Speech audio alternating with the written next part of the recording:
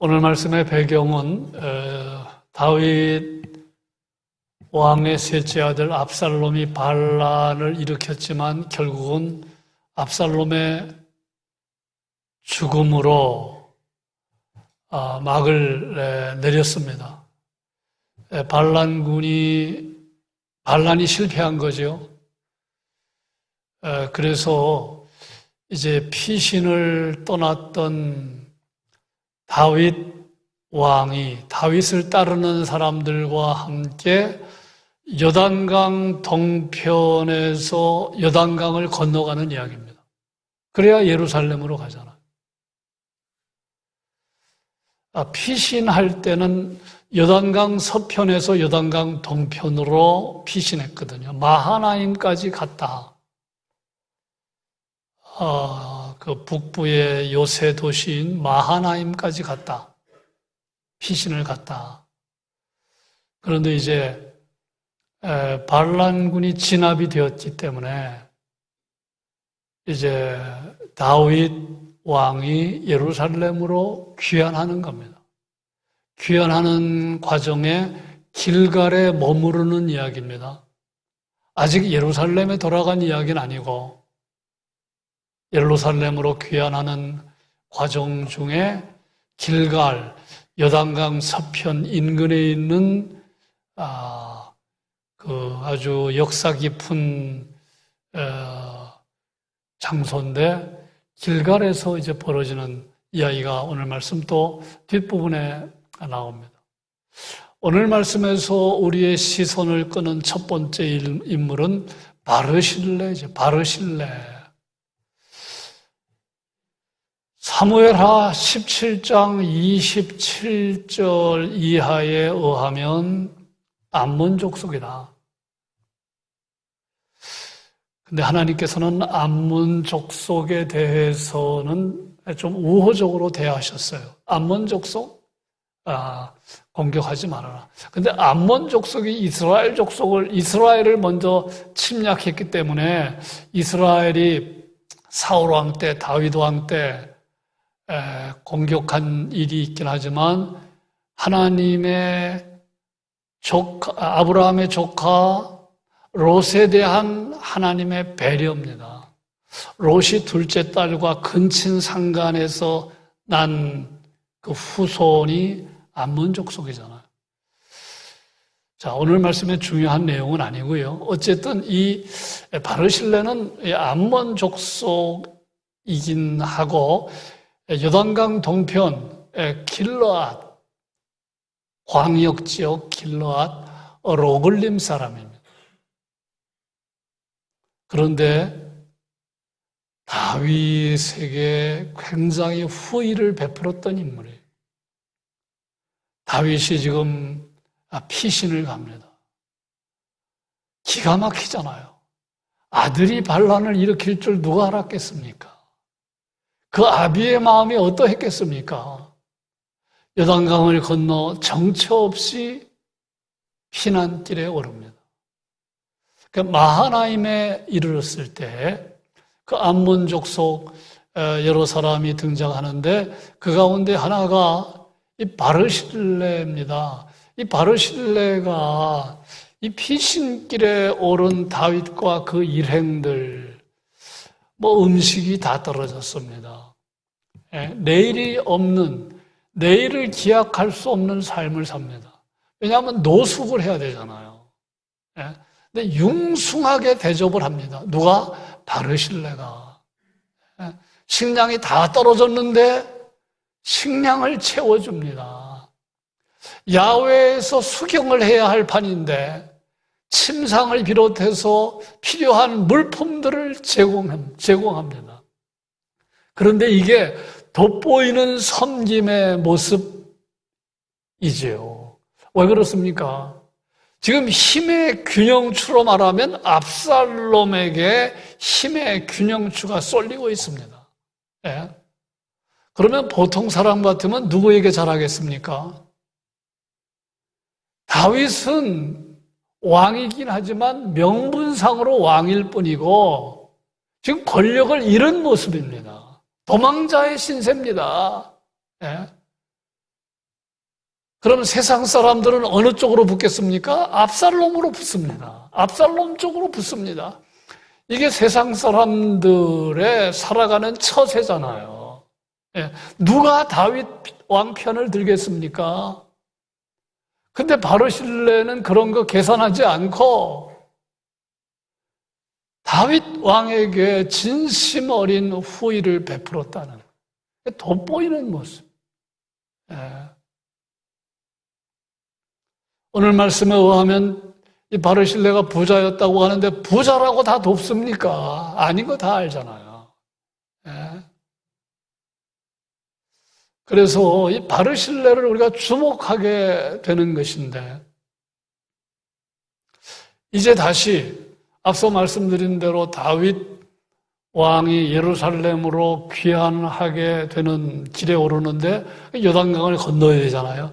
요단강을 건너야 되는데 오늘 말씀 보니까 나이가 80세다. 근데 매우 늙었다 그랬어요. 예. 그러니까 이렇게 생각하시되는 거죠. 그 당시 80은 매우 늙었다. 그렇게 이해하셔야 되는데 이제 작별의 시간이 다가오는 겁니다. 바르실레가 요단강을 건너는 거를 또 돕겠다고 나선 거예요. 예. 다윗 왕이 바르실레를 생각하면 본문에는 안 나오지만 참 눈물이 앞을 가리는 겁니다. 내가 어려울 때 진심 어린 후의를 베풀었던 사람. 이제 내가 예루살렘으로 돌아가는 길인데 그 요단강을 건너는 걸 돕겠다고 또 나선 거예요. 다윗이 뭐라고 얘기합니까? 제안을 합니다. 같이 예루살렘 가자. 네? 후의를 베풀겠다는 거지요. 은혜를 잊지 않겠다는 거지요. 그런데 거절하잖아요. 정중하게 거절합니다. 네? 내 나이가 80입니다. 네? 쉽게 말하면 이런 얘기죠. 내가 살면 앞으로 얼마나 살겠습니까? 예. 내가 이 나이에 여러 가지 분간 못합니다. 예. 그냥 고향으로 돌아가 살다가 부모 곁에 죽는 게 내 소원입니다. 그러니까 있을 자리와 잊지 말아야 할 자리를 분간하는 이 바르실레 또 주목이 되죠. 예. 많은 사람들은 분간을 못해요. 거절해야 할 게 뭔지 받아들여야 될 게 뭔지 그걸 구별하지 못하는데 이 왕의 후의 그러면 여생을 안락하게 보낼 수 있는 거 아닙니까? 그런데 정중하게 거절한 거예요. 이건 뭘 말하는 겁니까?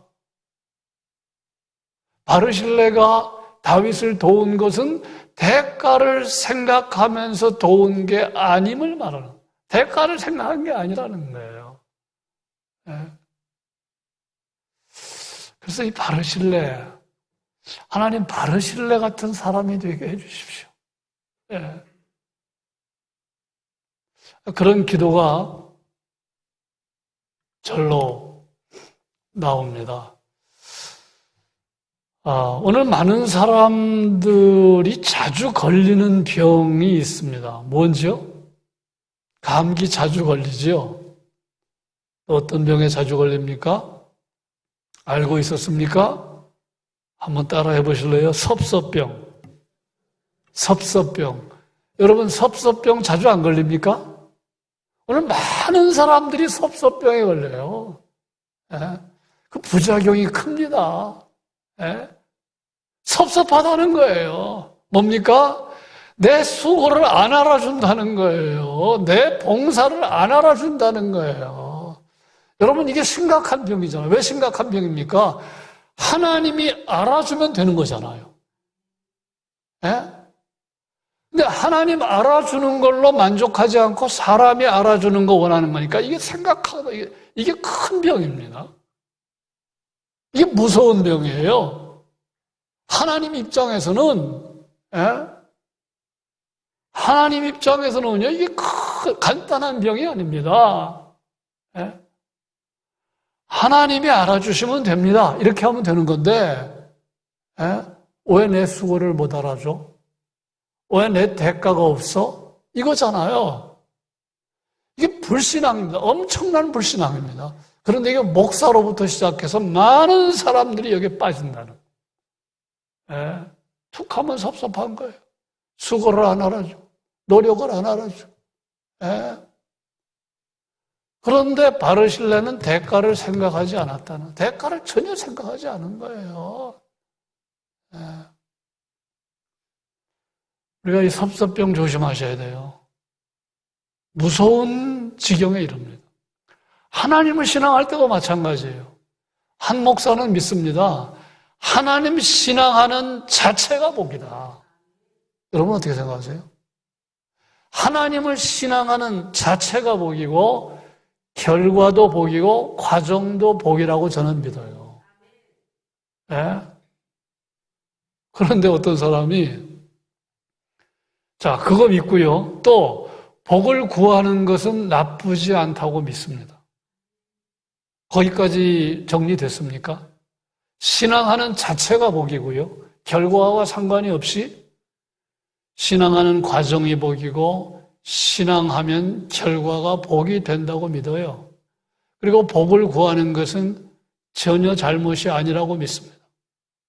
그런데 복을 얻기 위해서, 대가를 얻기 위해서 하나님을 신앙하면 이게 이제 문제가 되는 거예요.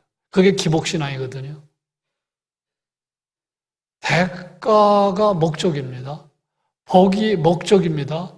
그러면 하나님은 복을 얻기 위한 도구가 되는 겁니다. 그러니까 이게 심각한 병이에요.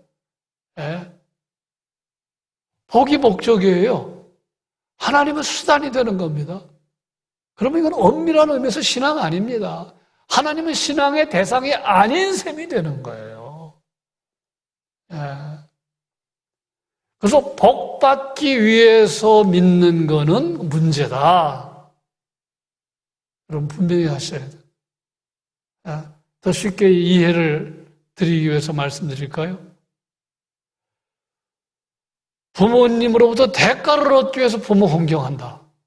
문제잖아요.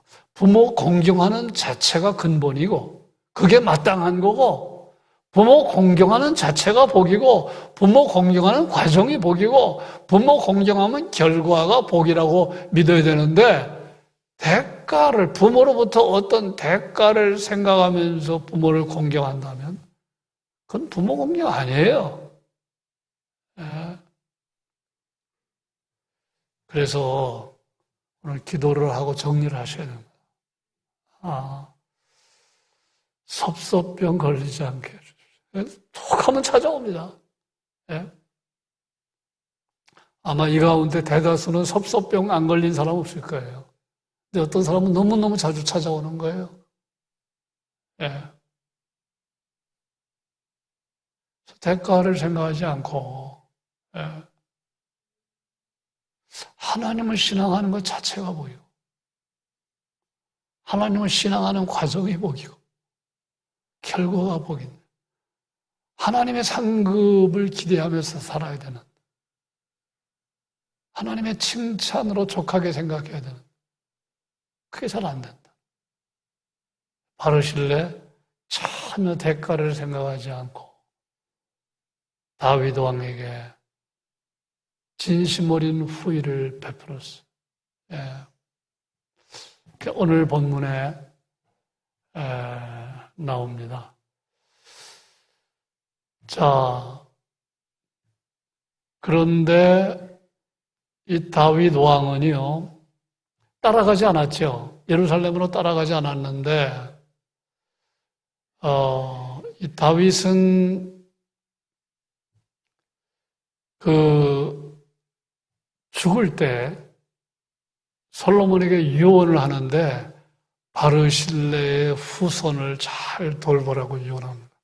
그러니까 참 다윗의 장점과 단점이 성경에 보면 다 많이 드러나는데 이게 다윗의 장점이고 다윗에게서 우리가 배울 점인데, 여러분 다윗이 사울과의 관계는 안 좋았지만 그 아들 요나단과의 관계가 좋았잖아요. 예? 저 성경에 나오는 아름다운 우정의 모델이잖아요. 다윗은 요나단의 은혜를 잊지 않았어. 요나단의 은혜만 잊지 않은 게 아니라 요나단이 나중에 죽은 다음에 어떻게 합니까? 요나단의 아들 무비보셋, 다리를 저는 무비보셋을 찾잖아요. 찾아서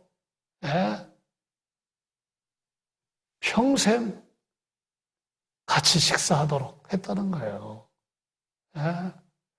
그러니까 참 다윗이 은혜를 잊지 않을 뿐만 아니라 은혜를 베푼 사람의 후대까지 챙긴 사람. 배울 바가 아닙니까? 우리는 은혜를 모르고 살고 은혜를 베푼 사람의 후대까지 챙기는 거. 그런 다윗을 우리가 배워서 우리도 그런 사람이 되기를 바랍니다.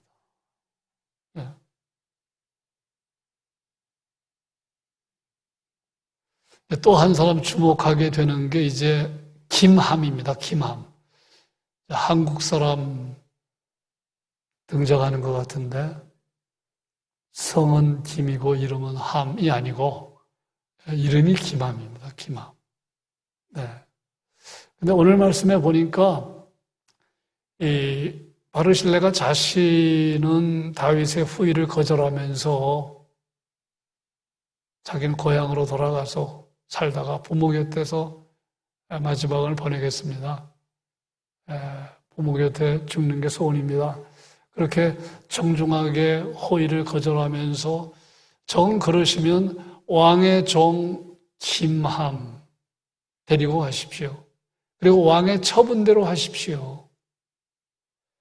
근데 많은 주석학자들은 이 김함이 바르실레의 아들이라고 추정합니다. 이 아들 데리고 가시고 왕의 처분대로 하십시오. 그러자 이 다윗이 그대로 받아들이면서 뭐라고 이야기를 합니까? 이렇게 이야기를 하지요. 왕의 대답입니다. 38절 같이 읽습니다. 왕이 대답하되 김함이 나와 함께 건너가리니 나는 내가 좋아하는 대로 그에게 베풀겠고 또 내가 내게 구하는 것은 다 너를 위하여 시행하리라 하니라. 그런데 바르실레가 구한 건 없어요. 어떻게 해주십시오 부탁한 건 없어요. 거기까지 얘기하고 작별합니다. 정말 진한 감동을 주는 작별. 만남도 아름다운 만남이었고 작별도 진한 여운을 가져다주는 작별입니다. 이제 헤어지는 거죠. 그래서 김함은 수지 맞은 사람이에요. 김함은 수지 맞은 사람. 다윗 왕에게 무슨 공로가 있습니까? 공로가 전혀 없지만 아주 수지 맞은 사람. 김함이었음을 우리가 알 수가 있지요. 앞에서 말씀드린 대로 다윗이 죽을 때 솔로몬에게 유언까지 남깁니다. 열왕기상 2장에 나오는 내용인데, 그래서 솔로몬이 이 바르실레의 후손을 잘 대우해주는 이야기죠. 그런데 이 김함보다 더 수지 맞은 사람들이 있죠. 김함과 비교할 수 없는 수지 맞은 사람들이 있습니다. 누굽니까? 바로 여러분과 저입니다. 여러분과 저입니다. 우리가 하나님 앞에 무슨 공로가 있어? 다 고개를 들 수 없는 죄인들이에요. 하나님이 따지면 고개를 들 수가 없어요. 부끄러워서 다 지옥에 떨어질 수밖에 없는 인생인데 엄청난 호의를 받았잖아요. 용납받았고 환영받았고 하나님의 자녀가 되었고 약속받았고 하나님이 베푸신 은혜를 상상하며 사셔요. 생각하며 사셔야 돼요. 예. 복음이 무엇인지를 묵상하며 사셔야 돼요. 은혜의 내용을 생각하며 사셔야 돼요. 그러면 우리는 감사지수가 올라갈 수밖에 없어요. 감사지수가 올라가면 우리는 복된 삶을 살 수밖에 없는 그런 삶이 되시기 바랍니다. 네. 자, 이제 요단강 건넜어요. 요단강을 건너서 길갈에 왔습니다. 거기서 이제 예루살렘으로 돌아가겠죠. 그런데 문제가 생겼습니다. 지파 간의 갈등. 압살롬이 반란을 일으켰을 때 거기에 지지를 보냈던 지파가 10지파입니다. 10지파. 근데 베냐민 지파에 대해서는 선명하게 안 나오는데 베냐민 지파도 힘을 실어주었다고 보면 11지파입니다. 유다 지파는 그 반란군에 동참하지 않았어요. 10지파가 동참했습니다. 근데 사울 왕이 베냐민 지파잖아요. 그러니까 압살롬이 반란을 일으켜서 왕이 되면 사울 왕이 복권된다고 기대했던 사람. 그 사람이 시므이였다. 시므이. 다윗이 피난 갈 때 저주했잖아요. 시므이가 베냐민 지파 사람이거든요. 근데 교활하게 태도를 바뀝니다. 예? 정세를 잘 판단한다. 이제는 다윗 편으로 서는 게 좋겠다고 해가지고 다윗을 저주했던 인물인데 다윗이 이제 왕으로 복귀하자. 예? 아부를 하면서 많은 사람들과 함께 예? 그 자신을 변신했던 인물이 시므이인데 시므이가 베냐민 지파거든요. 그걸 앞장에서 우리가 본 내용입니다. 자, 어쨌든 그 10지파는 좀 반성을 해야 되는데 그렇지 않겠습니까? 10지파가 그 압살롬을 지지했잖아요. 그럼 반성을 해야 되는데 반성은 안 하고 회개하지 않고 입에서 거친 말이 나옵니다. 다윗 왕이 요단강 동편에서 서편으로 건너갈 때 귀환하는 과정에서 유다 지파가 그 가까운 지파인 까닭에 주도적으로 호위하고 앞장섰거든요. 그런데 뭐라고 이야기하느냐 하면 이렇게 불만을 터뜨립니다. 41절에 보니까 뭐라고 되어 있어요? 온 이스라엘 사람, 여기 10지파를 말합니다. 왕께 나와 왕께 아뢰되 우리 형제 유다 사람들이 어찌 왕을 도둑질하여 어찌 왕을 도둑하느냐. 이 입에서 나오는 언사가 좀 거칠죠. 예. 입에서 나오는 언사가 거칩니다. 그러니까 유다 지파가 이렇게 다윗 왕을 호위하는데 주도적인 역할을 한 것에 대해서 못마땅한 겁니다. 어떻게 우리와 의논하지 않고 그런 짓을 했느냐. 자, 이게 입에서 거친 말이 나옵니다. 자, 그러니까 유다 지파 역시 적절하게 응수하지 않았어요. 유다 지파가 뭐라고 얘기합니까? 42절. 모든 유다 사람이 이스라엘 사람에게 대답하되 왕은 우리의 종친인 까닭이라 너희가 어찌 이 일에 대하여 분내느냐? 에? 다윗은 우리와 같은 지파야. 우리와 가까운 입장이야. 뭐가 잘못됐는데 이렇게 나간 거죠. 예. 자, 이게 서로 지금 말을 주고받는데 이게 지금 거친 말이 지금 오고 갑니다. 그러니까 10지파가 지지 않고 또 말합니다. 이번에는 힘으로 과시합니다. 우리는 10지파야, 우리는. 에? 자, 43절 보십시오. 이스라엘 사람이, 이 10지파를 말하거든요. 유다 사람에게 대답하여 이르되 우리는 왕에 대하여 10몫을 가졌어. 10몫을 가졌어. 힘으로 따지면 우리가 10몫이야. 예? 자, 그런데 오늘 말씀은 어떻게 끝납니까? 그 말에 유다 지파가 또 지지 않았다는 겁니다. 자, 43절 마지막은 뭐라고 말합니까? 유다 사람의 말이 이스라엘 사람의 말보다 더 강경했다. 그래서 오늘 말씀 보면요, 계속 거친 말이 막 오고 가가지고 나중에는 막판에 가서는 유다 사람들이 지지 않고 더 강경하게 나옵니다. 자, 오늘 이 모습은 우리가 흔히 경험하는 모습이죠. 가는 말이 고와야 오는 말이 고운데 우리가 말을 하다 보면 이게 거친 말이 계속해서 상승하는 그런 것들 경험하잖아요. 그래서 기도 제목은 하나님 정말 입술에 파수꾼 세워주십시오. 입술에 파수꾼 세워주십시오. 그래서 20장은 어떻게 시작하느냐 하면 압살롬의 반란이 대지진이었다면 여진이 계속됩니다. 세바라는 사람이 또 반란을 일으켜요. 여진입니다. 그래서 여러분, 항상 어느 그룹이나 강경파와 온건파가 있는데 강경파가 좋은 거 아닙니다. 강경파 좋은 거 아닙니다. 그래서 계속해서 이 지파 간의 갈등이 드러나고 있는 것을 보여주면서 19장은 마무리됩니다. 자, 오늘 여기까지 말씀을 드리면서 기도 제목, 한 줄 기도 제목 몇 가지 소개를 하면, 한 줄 기도는 수고와 섬김에 대해 하나님이 알아주는 것으로 만족하며 믿음 생활하게 하옵소서.